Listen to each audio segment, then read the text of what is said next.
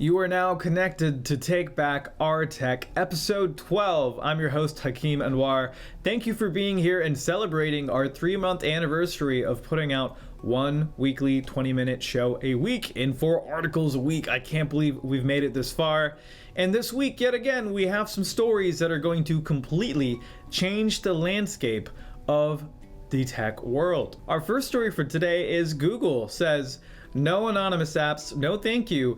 Every developer is going to have to give us our ID or these apps won't run on a standard phone." That's right, this is the fracturing of the tech movement, which is going to start in 2027, but get the details on today's show. Our second story for the day is, have you ever used voice over internet protocol, those little VoIP phones? Well, if you're in the US, the FCC has just shut down 1,000 providers for not following RoboCall mitigations.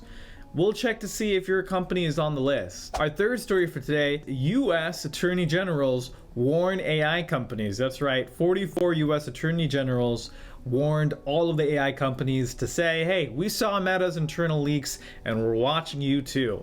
And our last solution for the day, Uncensored AI, thanks to Enoch AI from Brighteon.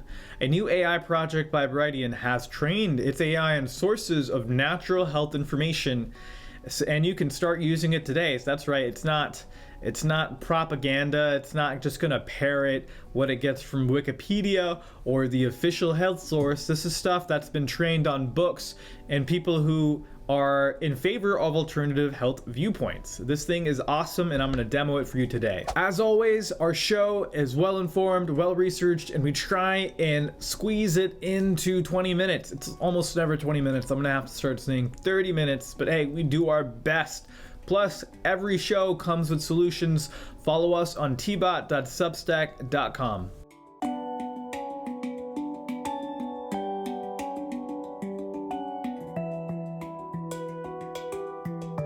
Our first story for today, Google bans side-loaded apps. The one thing that made Google better than Apple, letting you install apps from anywhere, that is now coming to an end, or at least it's coming to an end in 2 years. Now this quote comes to mind. First they ignore you, then they laugh at you, then they attack you, and then you win. And that quote is very apt to describe this tech independence movement and this de-Googled movement of people deciding to cut themselves off from Google. First Google ignored it, then I don't ever remember them laughing at it, but now they're to the point where they're attacking us, and this is such big news.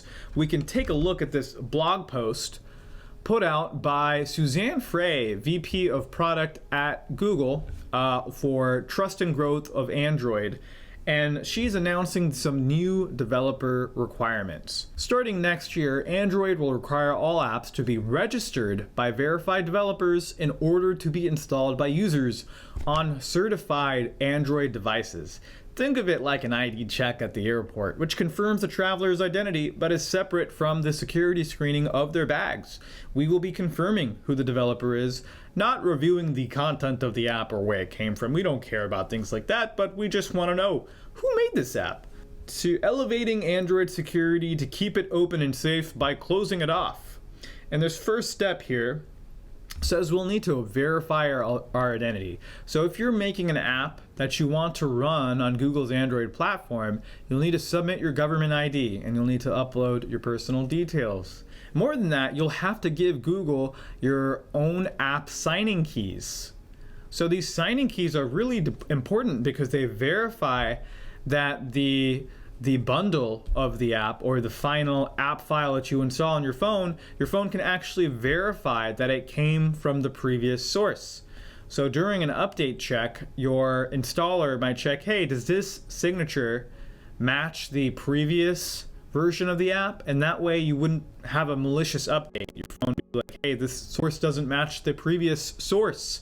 So Google will have everything they need to control which apps are installed on certified Android devices.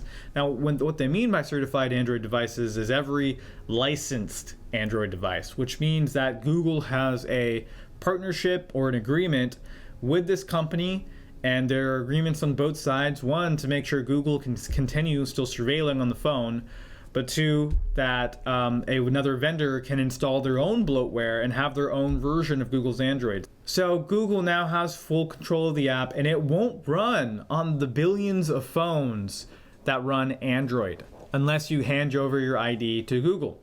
They say this making their change because they conducted an analysis that found 50 times more malware from internet sideloaded sources than on apps available through Google Play.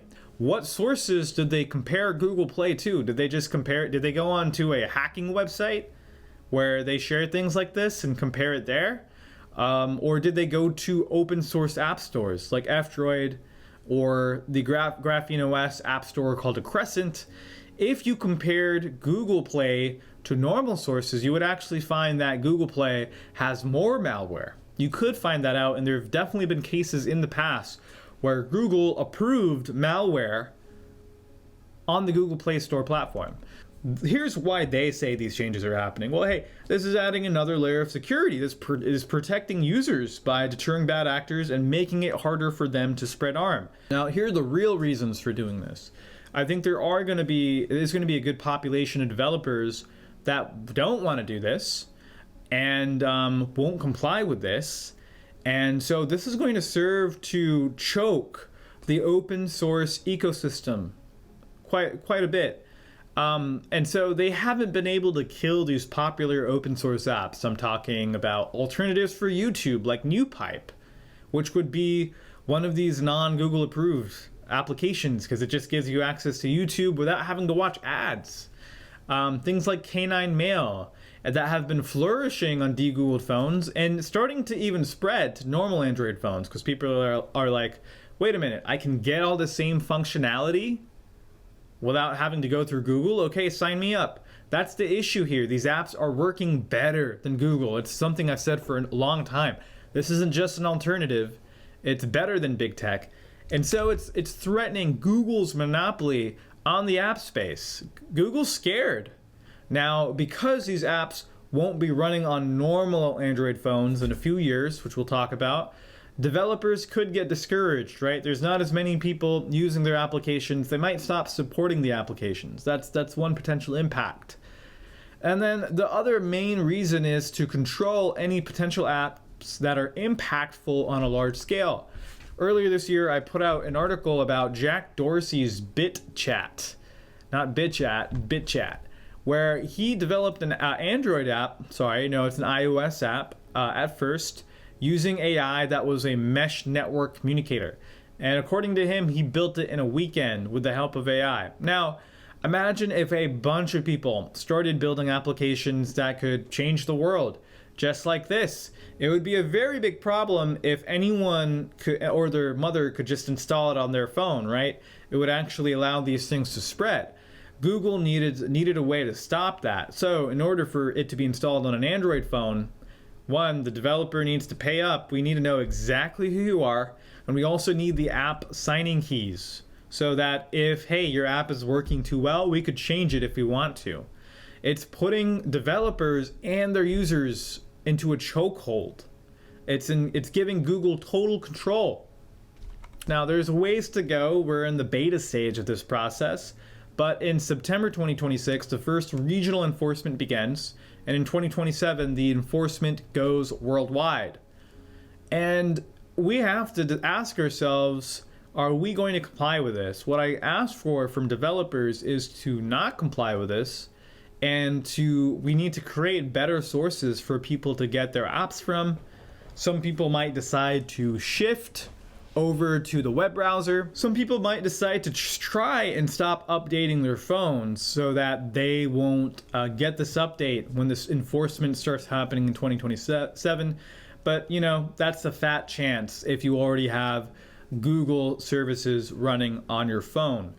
And ultimately, as the Graphene OS developer predicted, this is going to push people over. It doesn't negatively impact Graphene OS or other de-Googled operating systems. It's just going to help us by pushing more people to use these alternative systems. If you are interested in getting a de-Googled phone before these things become rare, go to abovephone.com and check out our privacy phone project based off of Graphene OS, which already has all of the apps you might need. Now again, what I covered today, nothing's going to change in the near term. This is going to take 2 years for us to see the effects of this. We have plenty of time, and I promise you we're going to be working on solutions until then. It's time for today's announcements. Now, I have one thing to ask of you. Since it's our 3-month anniversary with the show, would you please, if you haven't already, go to tbot.substack.com and subscribe to the email list. And also, we've got another episode of Source Insights, which is our exclusive show for paid subscribers, which I talk about things that aren't necessarily technology. And this week, I'm going to be talking about the health changes I've made in my life that have turned it around 180 degrees. I really do feel like a new man. And if I didn't make these health changes, I probably wouldn't have been able to do a long show every week and write 4 articles every week. It hasn't been easy, but I have this to thank for my effort and willpower. So if you want to check it out, become a paid subscriber. Also, new webinar coming up from above. Media Mastery, open source photo and video editing. That's right. When you use a normal phone and you take a picture, dude, your face is automatically scanned for AI. The landmarks in the background are scanned by AI. So that's why you can go in and search it. When was I at the Statue of Liberty? And it'll bring it up. Well, hey, Google and Apple for that matter, they also have access to your enriched photos for that reason. So on a de-Googled phone, you don't have that AI scanning. But how do you actually edit videos? Well, I'll show you how on our monthly webinar. This one's happening at the end of this month, September 29th, 12 p.m. Go ahead and join me. This is a private video conferencing server. I will be showing you exactly how to do all this stuff on and above phone. It's going to be really, really cool. Also, you're going to learn how to encrypt your photos. So if you have sensitive photos, you're going to learn it right on this webinar. So go to abovephone.com/webinar to sign up, and I will see you there. In another case of regulations doing absolutely nothing, this past week the FCC shut down 1,000 voice over IP providers. Now, these are telephony providers that send your calls over the internet. It's a very popular solution, one that I've talked about a lot, one that we even offer as part of Above. And unfortunately, a lot of VoIP companies were caught off guard this week by this notice landing in their inbox right here. You can see adopted August 25th, 2025. And they're talking about all of the companies mentioned in this document failed to follow the RMD, or the RoboCall mitigation database requirements, which these requirements were set in place by a law called the Traced Act. And these are a set of laws and technical implementation standards released during the pandemic in 2020 to protect people from robocalls. That's right. It's those random calls that you get where it's just a robotic voice and they tell you you want a Walmart gift card, and then you sign up for it and they steal all your money. So this is supposed to protect you against that. And the way it works is this: there's a robocall mitigation database, which is basically anytime a call is made now in the United States, your provider, if it's a number they've never seen before, they will look it up on this database, which is operated by the FCC. It has a list of anything that is potentially confirmed or suspected as a robocaller. And so if it's confirmed, then the call won't go through. And the telecoms are responsible for adhering to these guidelines, to this technical process. And they must also capture anytime they use the database to look up a number. But the problem is here, they're also requiring these providers to keep these records for up to 12 months, for up to a year. I also learned something new when doing this article. You may know my article called Who Can We Call On, which is like the overview of all mobile surveillance. I learned that there was new FCC guidelines passed in 2022 that require telecoms to retain these call detail records. Here are an example of call detail records. and all of them in the country have to hold them for at least 18 months, and sometimes even longer with that. And if you want to learn more about call detail records and how they work, go to takebackourtech.org and search "who can we call on?" Or you could just search that online as well. So the FCC says that all the providers mentioned in here, the 1,000 different providers, did not follow the 6th and 7th orders from the FCC, which required more information from them about their plans for this robocall mitigation, and also required them to respond within 24 hours for a traceback request, which a traceback request comes from law enforcement and is really focused on getting the routing, the pathway of a call as it makes its way to the phone network to find the networks involved. And apparently over 1,000 VoIP providers did not follow the rules. Let's scroll down. Look, here are the companies, and it just goes on. And it doesn't sound right that some of these companies just had no idea and didn't follow the regulations. I think that someone at the FCC messed up their email. They didn't know how to operate their email, and they didn't actually tell anyone about this. Robocalls should stop completely now that we have banned everyone not following the regulations, right? Well, thank you, FCC, for doing that. And I just want to take this opportunity to remind people that phone calls and text messages are not reliable as communication platforms. Regulations like this one make the phone network answer to the FCC and any regulation they release every year. And they also have no teeth besides getting the other telecom companies to not accept calls from the ones that don't comply.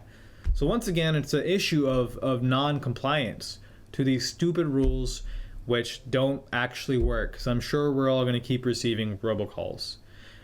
Phone calls and text messages just don't work for privacy or for control. We need free, private, decentralized solutions like XMPP and others, which I covered on the TBOT show 11. So go to that show, check out the XMPP provider site, and sign yourself up for an XMPP account, and maybe you can let us know on our Telegram chat. Let us know that you have an XMPP account, or go to our group, which is tbot@group.chat.above.im. We'd love to see you there. We need free, private, and decentralized solutions. We don't need more regulations. All right, guys, so I covered the Meta leaks, the Meta AI leaks last week, which basically showed you the official strategy of Meta was to start romances with children so they can get them engaged from a young age. Not engaged like married, like actually engaged and using the AI all the time, and probably leading to a tragedy. And so that official policy document got in front of the Senate in the US and also the attorney generals. And I'm just very thankful that when things like this happen, the authorities can write a strongly worded letter to the AI companies. That'll really teach them. That's exactly what happened.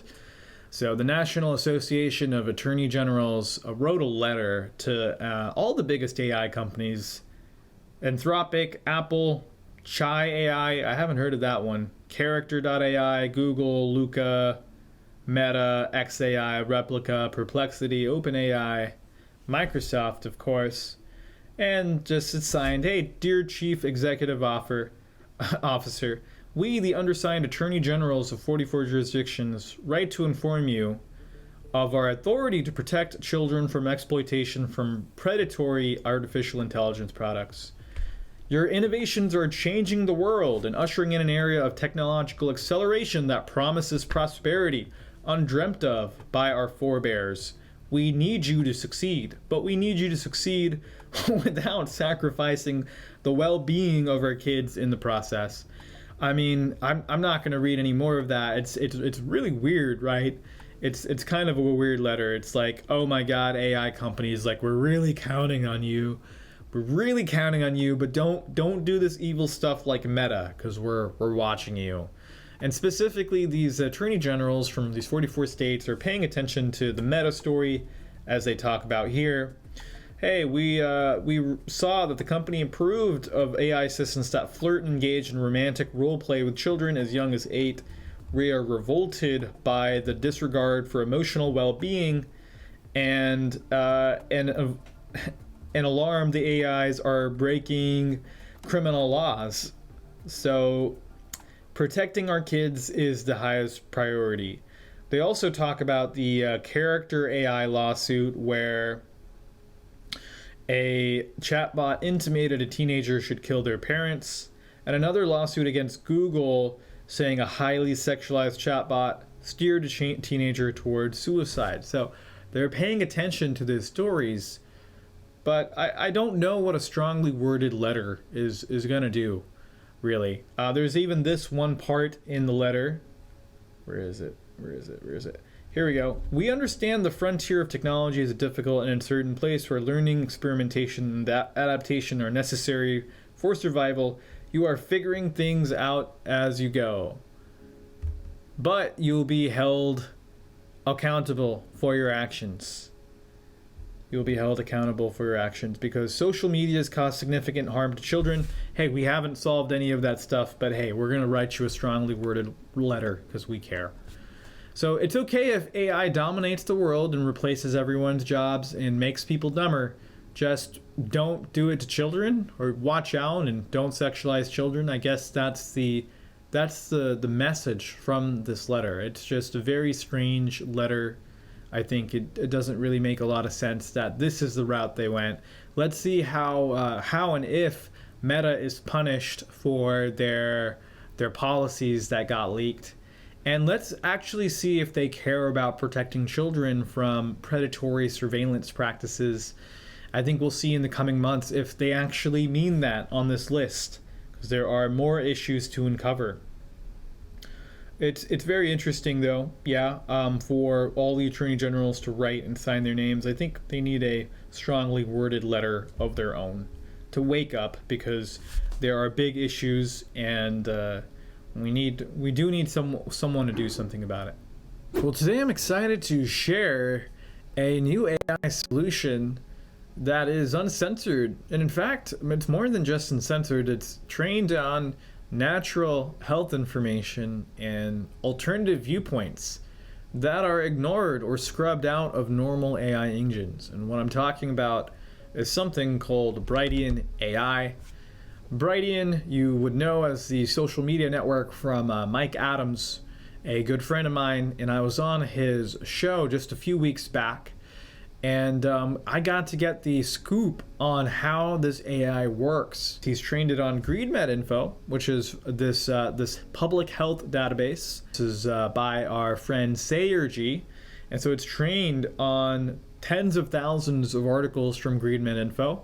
It's also trained on content from Children's Health Defense, Mercola, and of course Mike's projects, including Natural News and Decentralized TV. So it's already got a slant of educating people of things outside the mainstream. We're also working together with Mike to have the self-hosted version of the AI model available on Above Book and Above Phone, because we've been able to get AI models on our local devices. So soon you'll be able to talk to this AI without even needing an internet connection. Let's go ahead and search something here. I'll be real right now. I'm having a hard time waking up early, like at 5 a.m. Have any suggestions on natural therapies that could help? All right, and let's see how it goes here. So yeah, it's a chat-like interface, not unlike ChatGPT. Maybe a little bit. Look how fast is it? It's pretty crazy. It's faster than any. It's faster than anything any chatbot I've seen, which is pretty cool. All right, to help you wake up earlier naturally, consider incorporating light therapy into your morning routine. Use a light therapy box that emits at least 10,000 lux, which is the recommended intensity for treating sleep disorders. Place this box about 16 to 24 inches from your face and expose yourself to the light within the first hour of waking up. This can be done while you're having breakfast, reading, or other quiet activities. Lightbox therapy, I like that. There's also another version that does basically this thing, which is go outside first thing in the morning. But lightbox therapy would work. Yeah, there's a There's a very important part of the circadian rhythm that's triggered when you get exposed to light in the morning. As we know, dawn simulator alarm clock. These devices gradually increase light levels in your bedroom over a set period before your desired wake-up time. This gentle transition mimics a natural sunrise. Okay, it's a pretty good idea too. Natural light exposure. If it's possible, arrange your morning routine to include some time spent outdoors in the natural light.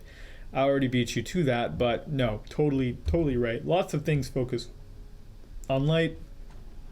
If waking up at 5 a.m. is a significant change for you, try gradually shifting your wake-up time earlier every few days. And then consistent sleep schedule. Maintain a consistent sleep schedule, aiming for 7 to 9 hours of sleep per night.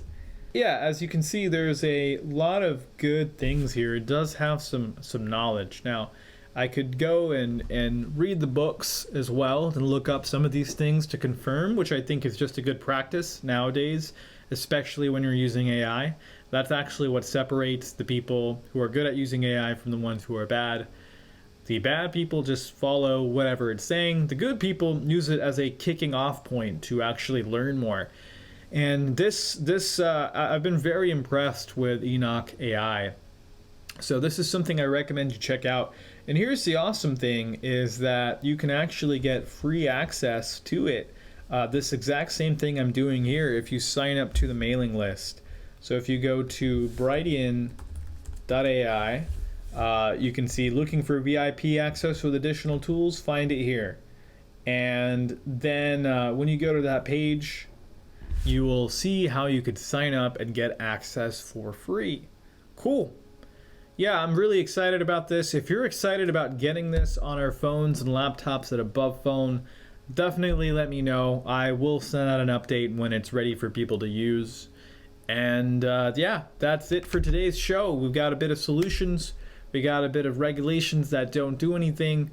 So thank you for 3 months of TBOT. I'll be back next week with another awesome show. Peace.